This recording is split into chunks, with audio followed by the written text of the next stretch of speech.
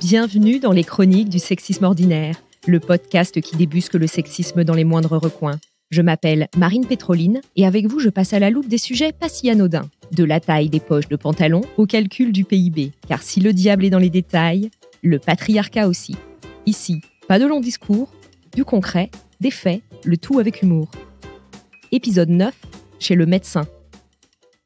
Aujourd'hui, j'innove avec un format un peu différent puisque j'ai une invitée. Elle est patiente experte, autrice et podcasteuse, spécialiste de l'endométriose, du sexisme médical et des violences gynécologiques. Bonjour Marie-Rose. Bonjour Marine. Je suis ravie qu'on fasse cet épisode ensemble, épisode qui sera aussi disponible dans ton podcast Endométriose mon amour chez MedCheck Studio. Je suis très heureuse aussi d'être là. Aujourd'hui, on va parler de santé et de ce qu'il se passe pour les femmes chez le médecin. Les femmes seraient en bonne santé et même en meilleure santé que les hommes. Elles ne meurent plus massivement en couches et elles vivent plus longtemps. Mais d'abord, c'est quoi être en bonne santé ? En 1948, l'Organisation mondiale de la santé a défini la santé comme un état de complet bien-être physique, mental et social. Cette définition a été complétée en 1986 par la Charte d'Ottawa, en évoquant la santé comme une ressource pour satisfaire ses besoins, réaliser ses ambitions et s'adapter à son milieu. Dans les pays occidentaux, les femmes vivent plus longtemps que les hommes, 85 ans contre 79 ans en moyenne. Cet écart se réduit progressivement, en partie parce que les femmes rattrapent les hommes en consommation d'alcool et de tabac. L'égalité, c'est aussi une question de foie et de poumons. Elles vivent plus longtemps, mais elles passent souvent ces années supplémentaires en mauvaise santé. Du coup, l'espérance de vie en bonne santé est quasiment la même chez les femmes et chez les hommes. C'est curieux, car globalement, les femmes sont mieux suivies. Elles consultent plus souvent, suivent mieux leur traitement et sont plus sensibles à la prévention. Alors, les femmes commencent assez jeunes un suivi gynécologique pour la contraception, les grossesses et pour finir la ménopause. Elles sont souvent en charge du suivi médical des enfants et des personnes âgées. Travail de soins quand tu nous tiens. Et depuis le plus jeune âge, on nous dit de prendre soin de nous. Le souci, c'est que par là, on entend s'arracher les poils et surtout être mince. Pourtant, elles sont moins bien soignées, sauf si leurs pathologies et leurs symptômes sont conformes à ceux des hommes. C'est ce qu'on appelle le syndrome de Yelnt. Ce terme a été employé pour la première fois en 1991 par Bernadine Healy, une cardiologue américaine. Elle observe que les femmes atteintes de problèmes cardiaques sont moins bien diagnostiquées, prises en charge et suivies que les hommes avec les mêmes pathologies. Pourtant, c'est la première cause de mortalité chez les femmes. 56% meurent de maladies cardiovasculaires. C'est 46% chez les hommes. En ce qui concerne l'infarctus du myocarde, communément appelé crise cardiaque, les symptômes les plus courants sont une intense fatigue et une sensation de compression au niveau du thorax. Mais s'ils sont décrits par une femme, ils ne seront pas interprétés de la même façon par les médecins que s'ils étaient décrits par un homme. En effet, on aura tendance à penser que la femme est juste angoissée. Une femme va plus fréquemment se voir prescrire des anxiolytiques et du repos quand on conseillera à un homme de consulter en cardiologie. En plus, les femmes présentent souvent des symptômes atypiques, douleurs à l'estomac, essoufflement, nausées, ce qui ne correspond pas à la description faite de la crise cardiaque par les livres. Ou celle qu'on voit dans les films. Exactement. Résultat, les femmes sont moins bien et moins rapidement prises en charge. Au Royaume-Uni, les femmes auraient 50% de risque d'être mal diagnostiquées et 75% des patients qui bénéficient d'une IPCC, une intervention d'urgence, qui permet de rétablir la circulation sanguine en cas de crise cardiaque, sont des hommes. En fait, dans l'imaginaire collectif, y compris celui des professionnels de santé, les problèmes cardiaques concernent les hommes à partir de la cinquantaine, quand ils sont très stressés par leur travail. On n'imagine pas qu'une femme puisse avoir ce genre de problème. A contrario, la dépression et l'ostéoporose sont considérées à tort comme des pathologies féminines et sont sous-diagnostiquées chez les hommes. Et il y a même des campagnes de prévention biaisées. En 2017, l'Institut national du cancer lance une campagne pour le dépistage du cancer colorectal. Cela s'appelle Mars Bleu, en référence à Octobre Rose pour le cancer du sein. Et les affiches mettent en scène exclusivement des hommes. Ça laisse clairement penser que le cancer colorectal, c'est une maladie d'hommes, alors que 47% des personnes atteintes sont des femmes. Ces représentations vont jouer à tous les niveaux dans le système de santé. J'en parlais justement dans l'épisode 3 des Chroniques du sexisme ordinaire sur la recherche et les essais cliniques à propos du Viagra. Cela influence l'état de santé des personnes qui ne dépend pas uniquement de la biologie. C'est bien plus complexe que cela. Les rôles des hommes et des femmes au quotidien et de nombreux facteurs socioculturels entrent en ligne de compte. Par exemple, La tuberculose est souvent considérée comme une maladie masculine. Or, c'est la maladie infectieuse qui tue le plus les femmes dans le monde. Dans certains pays, c'est parce qu'elles passent beaucoup de temps à cuisiner dans des pièces mal ventilées, sur un foyer ouvert, où elles brûlent du bois ou du charbon. Ça affaiblit leur défense immunitaire et ça les rend plus sensibles à la maladie. Waouh! Parfois, les femmes n'ont pas non plus le pouvoir de se protéger. Dans le cas du VIH, le virus qui est responsable du sida, il peut être difficile d'exiger de son partenaire qu'il mette un préservatif. Un gel lubrifiant spécifique existe comme alternative. Mais dans certaines cultures, une femme chaste ne doit pas produire de cyprine, la substance qui lubrifie le vagin. Alors les femmes n'utilisent pas ce gel, voire elles assèchent parfois leur vagin avec des plantes. Autre exemple, l'autisme, qui toucherait 4 fois plus les garçons que les filles. Les hypothèses sont multiples. Causes génétiques, hormones, développement fœtal, environnement familial. On a souvent pointé la testostérone, mais aucune preuve expérimentale n'atteste son rôle dans l'autisme. S'il y a moins de filles autistes, ce n'est pas forcément parce que ce trouble est moins répandu chez elles. C'est peut-être tout simplement qu'on ne le détecte pas. En effet, les filles qui sont plus éduquées et encouragées à la parole ainsi qu'aux interactions sociales pourraient mieux dissimuler leurs symptômes. Or, la liste des symptômes a été créée à partir des cas masculins. Par ailleurs, les biais sociétaux conduisent à interpréter les symptômes différemment, selon qu'ils se manifestent chez une femme ou chez un homme. Tout le monde remarque Sheldon Cooper dans Big Bang Theory qui préfère les jeux vidéo dans une société où les hommes sont censés préférer le sport. Mais personne ne remarque l'autisme d'Amélie Poulain, car on trouve normal une femme qui préfère rester chez elle avec ses livres. Au maximum, on dira qu'elle est timide, rêveuse. Ainsi, le manque de diagnostic pourrait ne tenir qu'à des biais sociétaux. On ne voit pas les filles autistes, alors on pense que c'est un syndrome de garçon, on se focalise sur les garçons et on repère encore moins les filles. Le serpent se mord la queue.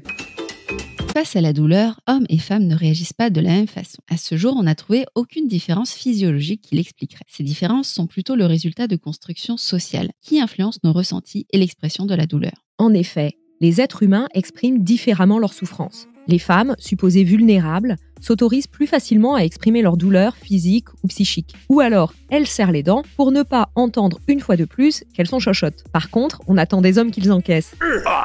Alors, quand ils se plaignent, on se dit que c'est légitime. Sois courageux, les petits garçons ne pleurent pas. Ces stéréotypes influencent notre perception de la douleur, à tel point que quand on soumet des actrices et des acteurs à des tests de douleur thermique, ils et elles tolèrent mieux la douleur après avoir joué un rôle héroïque, en adéquation avec les schémas de virilité. C'est tellement inconscient que si on fait écouter des cris de bébé à des adultes en indiquant que c'est un garçon, les personnes jugent l'inconfort de l'enfant plus important et ont tendance à aller plus vite le consoler. Comme c'est un garçon, s'il pleure, c'est que ça doit être grave. Par la suite, on va plus facilement prescrire des antidouleurs aux hommes qu'aux femmes, considérant inconsciemment qu'elle joue la comédie. Et puis, souffrir pour une femme, c'est soi-disant normal. Tu enfanteras dans la douleur, tout ça. Alors, quand les femmes disent qu'elles ont mal, on leur répond que c'est dans leur tête, voire qu'elles sont folles. Ces interprétations sont le résultat d'un héritage historique.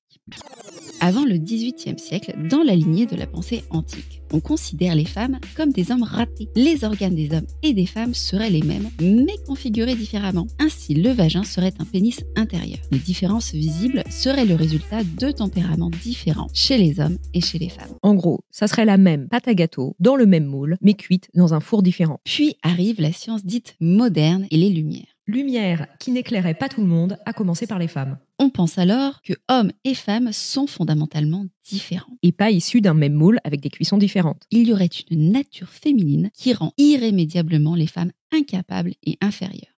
Le sexe faible. Divers savants avancent des soi-disant preuves. Le squelette des femmes est plus petit et déséquilibré à cause d'un bassin trop large, la démarche serait incertaine, les organes spongieux et humides seraient plus sensibles et leur cerveau plus petit et plus léger. On sait aujourd'hui que la taille du cerveau n'a rien à voir avec l'intelligence. Dès lors, les femmes seraient, pour ces savants, par nature plus sensibles, plus irritables et soumises aux aléas de leurs émotions. Les efforts physiques et intellectuels seraient contre-indiqués. Comme elles seraient faibles et fragiles, il faut les protéger. Argument qui sert à restreindre leur liberté pour éviter qu'elles ne se mettent en danger. Elles deviennent ainsi d'éternelles malades. Surtout dans les milieux bourgeois, où les femmes étaient cantonnées au foyer, dans des vêtements inconfortables, écoutez l'épisode 9 des Chroniques du sexisme ordinaire sur le pantalon, sans pouvoir bénéficier d'une véritable éducation et prendre part à la vie publique. Enfermées dans des prisons dorées, tu m'étonnes que certaines aient disjoncté. On l'a vu avec le confinement, on n'est pas fait pour rester enfermé. Dans les classes populaires, par contre, elles allaient trimer. Il n'était pas question d'être souffrante. La femme devient la femelle de l'homme, dont le rôle biologique et social est de procréer. Dans l'encyclopédie de Diderot et d'Alembert, l'article femme indique que le bassin large et courbe est fait pour contenir le fœtus, le tissu pour l'envelopper, le sternum pour laisser passer les vaisseaux des mamelles. Tout prouverait que les femmes sont destinées à avoir des enfants. Et les rayures du melon sont faites pour qu'on puisse facilement le trancher. Peut-être. Certains, comme Condorcet, affirment quand même que les femmes sont des êtres humains à part entière, trop aimables, avec les mêmes droits que les hommes. Malheureusement, ce n'est pas sa vision qui a été retenue. Et le droit vient renforcer la science. Puisqu'elles sont faibles et incapables, en 1804, le Code civil de Napoléon fait des femmes d'éternelles mineures. On va même jusqu'à dire que la faible pilosité prouve que les femmes ne grandiront jamais. La boucle est bouclée et les meufs aussi. L'homme devient la norme et la femme l'écart à la norme. C'est le corps masculin qui va servir de maître étalon à la médecine moderne. Encore aujourd'hui, ouvrez un livre de médecine et vous y verrez principalement des représentations du corps masculin. Les savants s'intéressent quand même aux femmes, mais quasi exclusivement aux organes reproducteurs. Logique puisqu'on les considère comme des utérus sur pattes. Leur rôle dans notre société est de faire des enfants. L'utérus devient l'objet d'un véritable fétichisme. Il serait à la source de tous les troubles. Vous avez mal au ventre ? Utérus. Rage dedans ? Utérus. Jambes cassées ? Utérus. Cet animal redoutable, possédé du désir de faire des enfants, foutrait un boxon permanent, à commencer par l'hystérie, résultat d'une lésion de l'utérus suite à des désirs sexuels inassouvis. La solution ? Le mariage. Dans le meilleur des cas, c'est parfois aller beaucoup plus loin. Ablation des ovaires et du clitoris, internement à l'asile. À l'époque, on considère le plaisir sexuel féminin comme accessoire, voire pathologique. Tout plaisir en dehors d'actes reproductifs, masturbation, rapport lesbien, déréglerait l'appareil reproducteur et le masculiniserait ou l'échaufferait jusqu'à la folie. Bien d'autres raisons pouvaient vous conduire à l'asile. En fait, tout refus des conventions sociales ou un comportement considéré déviant, vouloir s'unir à un homme d'un autre milieu, émettre des idées. C'était aussi valable pour les hommes homosexuels et les opposants politiques. Bien des hommes ont eu recours aux psychiatres pour enfermer et se débarrasser de leurs femmes, de leurs filles ou de leur mère, avec la complicité du législateur, puisque le Code civil faisait des femmes des mineurs sous tutelle. Heureusement, on n'en est plus là. Mais l'héritage de cette période se fait encore sentir quand on prescrit volontiers à une femme des anxiolytiques ou que l'on traite d'hystérique quiconque défend ses opinions avec fermeté. 8 femmes sur 10 ont déjà été traitées d'hystériques au travail.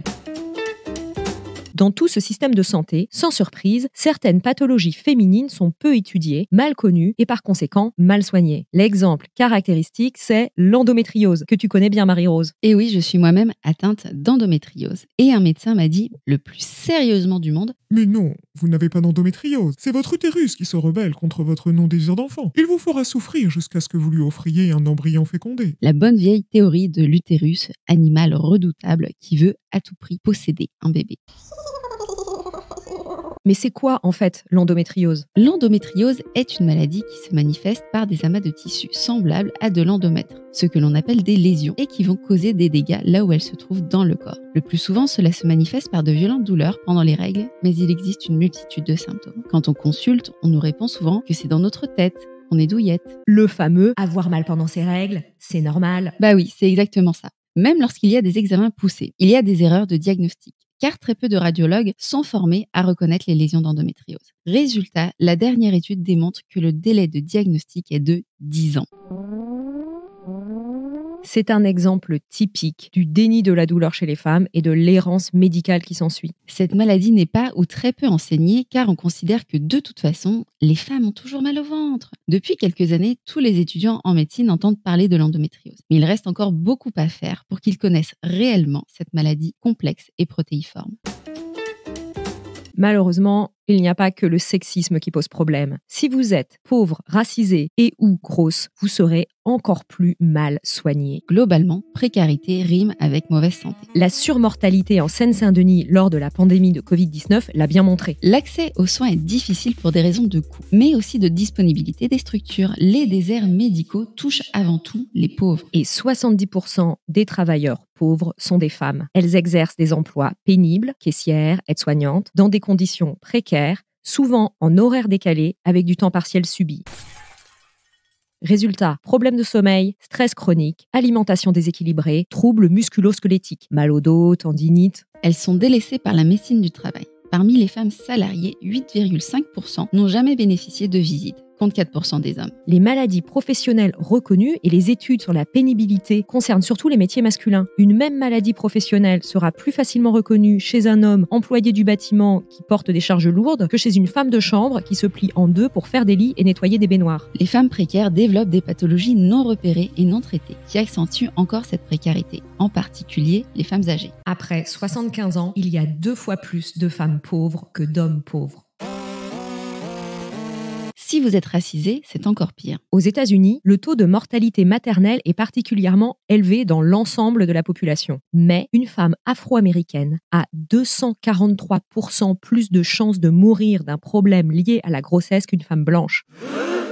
Et même avec de l'argent, le risque reste plus important. Le cas de Serena Williams est célèbre. En 2018, lors de son accouchement, la championne de tennis se plaint de fortes douleurs. Celles-ci sont d'abord ignorées par le personnel soignant. Elle insiste et finalement, on découvre des caillots de sang dans ses poumons. Elle aurait pu y rester. Ce type d'incident est typique du syndrome méditerranéen. C'est un stéréotype raciste courant dans le milieu médical, selon lequel les personnes racisées auraient tendance à exagérer leurs symptômes et à moins bien tolérer la douleur. On en a beaucoup parlé en France lors de la mort de Naomi Muzenga. En décembre 2017, cette jeune Strasbourgeoise appelle le SAMU à cause de violentes douleurs au ventre. L'opératrice ne prend pas sa demande au sérieux, sûrement à cause de la consonance étrangère de son nom. Naomi est noire. Et quand Naomi Muzenga lui dit « Je vais mourir », l'opératrice lui répond « On va tous mourir ». Naomi meurt 5 heures plus tard. Le syndrome méditerranéen n'est dans aucun livre de médecine, mais il s'enseigne de manière informelle. C'est une forme de racisme institutionnel.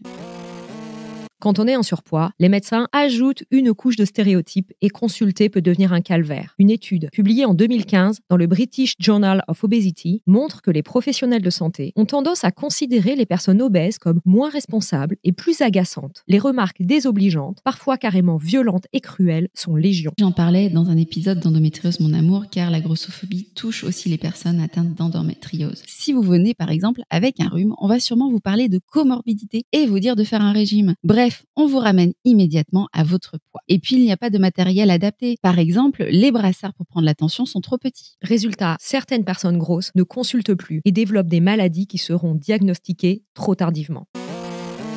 Donc, en tant que femme, vous risquez d'être moins bien soignée qu'un homme. Et dans une logique intersectionnelle, ça se renforce si vous êtes pauvre, racisée et ou grosse. Si vous êtes une femme, vous risquez aussi d'être victime de violences lors de consultations ou de soins gynécologiques. En 2014, le hashtag « Paye ton utérus » apparaît sur Twitter. En 24 heures, plus de 7000 femmes dénoncent des propos porteurs d'injonctions sur leur poids, sur leur sexualité, leur volonté ou non d'avoir des enfants. Elles témoignent aussi d'examens vaginaux brutaux, d'actes pratiqués sans leur consentement, jusqu'à des violences sexuelles. Depuis, les prises de parole se multiplient sur ces violences gynécologiques et obstétricales. C'est un gros dossier. Il faudrait un épisode entier pour en parler. Eh ben, faisons un autre épisode. Je crois que t'es assez calé sur le sujet. Et oui, je viens de publier un roman qui rend le sujet accessible à toutes et à tous. Super, on se revoit bientôt pour en reparler alors. Deal.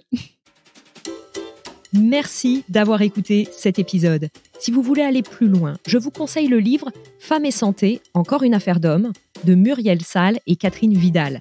C'est court, pas cher et terriblement instructif. Vous pouvez retrouver Marie-Rose dans son podcast « Endométriose Mon Amour » sur toutes les plateformes. Elle a aussi publié plusieurs livres. Je mets toutes les références dans les notes. On se retrouve bientôt pour débusquer le sexisme dans les moindres recoins. On n'a pas fini de se retrouver, car le patriarcat, c'est comme une crise cardiaque. C'est pas toujours là où on l'attend. C'était le dernier épisode de la saison 1 des Chroniques du sexisme ordinaire. La saison 2 sera diffusée en 2023. Mais je vous ai concocté un épisode bonus que vous pourrez écouter en vous abonnant à la newsletter. Le lien est dans les notes. D'ici la saison 2, on se retrouve dans cette newsletter et sur les réseaux sociaux. À bientôt!